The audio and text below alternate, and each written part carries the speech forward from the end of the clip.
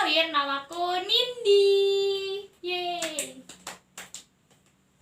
Jadi ini adalah video pertama di channelku ini. Nah, di channelku ini aku bakalan review tentang anime. Gak cuma review sih, lebih kayak ngeresum, menjelaskan alur ceritanya, menceritakan kembali apa yang udah anime-anime yang udah aku tonton gitu. Lebih ke spoiler sih. Jadi, anime Arte ini diadaptasi dari manga yang ditulis sama Kei Ohkobu pada tahun 2013. Nah, anime ini mulai tayang di musim semi ini, tahun 2020. Jadi, di episode pertama ini, latar belakangnya pada masa Renaissance sekitar abad ke-16. Genre anime ini adalah historical atau masa lalu. Jadi, sejarah masa lalu. Terus ada drama, romantis, dan seinen. Nah, di anime ini awalnya tuh diceritain kalau Arte itu suka banget ngelukis, tapi ibunya tuh gak setuju. Nah, dia didukung sama ayahnya. Jadi dia tuh seorang putri bangsawan yang sebenarnya gak terlalu kaya. Nah, dia dikasih les lukis, dilesin ngelukis sama ayahnya dari waktu dia masih kecil. Ayahnya Arte itu udah meninggal beberapa bulan yang lalu. Nah, dia mendapat penolakan dari ibunya karena ibunya itu berpikiran kalau seorang seniman, apalagi di masa itu nggak ada harganya, apalagi dia tuh seorang wanita gitu. Nah, karena pada masa itu tuh wanita tuh masih belum banyak berperan gitu loh. Jadi wanita tuh masih dianggap lemah, makanya orang-orang tuh banyak mendiskriminasi wanita pada masa itu. Jadi si Arte ini mau membuktikan sama ibunya kalau dia tuh bisa usaha sendiri, karena ibunya si Arte ini bilang kalau dia tuh harus jadi wanita yang bisa disukai sama laki-laki. Nah, dia pengen membuktikan ke ibunya kalau dia tuh bisa disukai laki-laki dengan caranya sendiri, seperti apa yang dikatakan sama ayahnya yang udah meninggal. Nah, karena ibunya nggak setuju, si Arte ini berusaha sendiri. Dia coba keluar dari rumah membawa lukisan-lukisan yang masih tersisa, karena di awal-awal ibunya tuh coba ngebakar lukisan-lukisannya dia.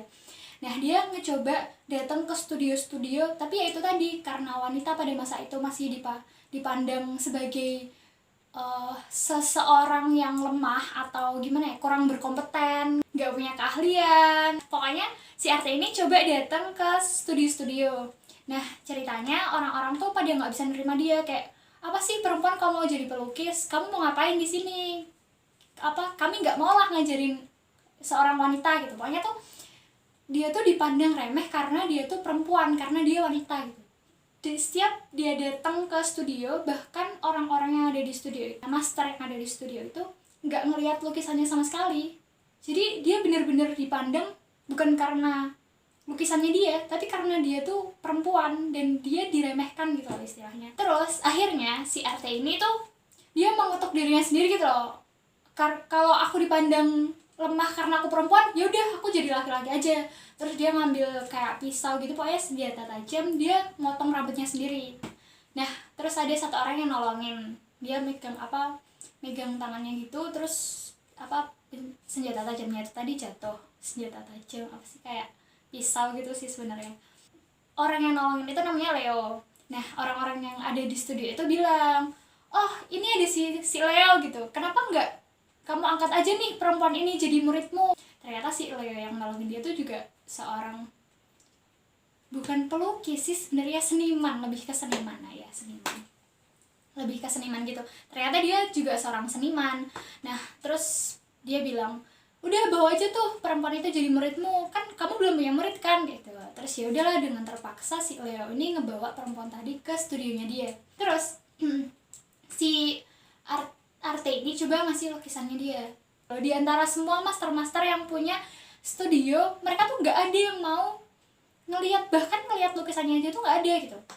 Terus ya udah, karena si Leo ini ngelihat Arte punya semangat, dikasihlah tugas gitu. Nah, Leo-san akhirnya balik ke studionya. Terus di jalan tuh dia mikir, paling perempuan itu udah balik ke rumahnya kayak gitu, karena menyerah gitu. Ternyata sampai studio si Arte masih ada di situ, dan dia tuh kayak ketiduran gitu, akhirnya diguyur sama Leo.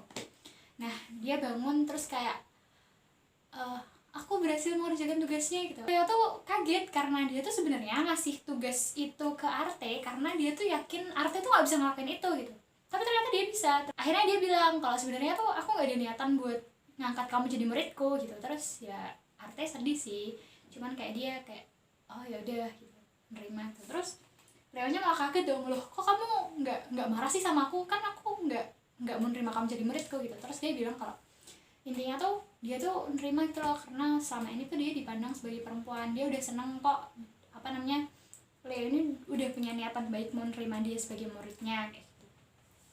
Singkat cerita akhirnya Arte ini jadi muridnya Leo. Nah terus dia balik ke rumahnya ngambil barang-barangnya, terus dia pindah ke studio itu, studionya Leo.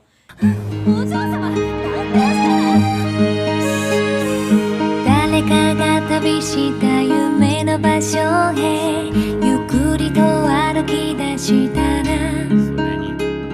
変わりゆく景色や頬を撫でるそよ風に足元は急ぐの間違い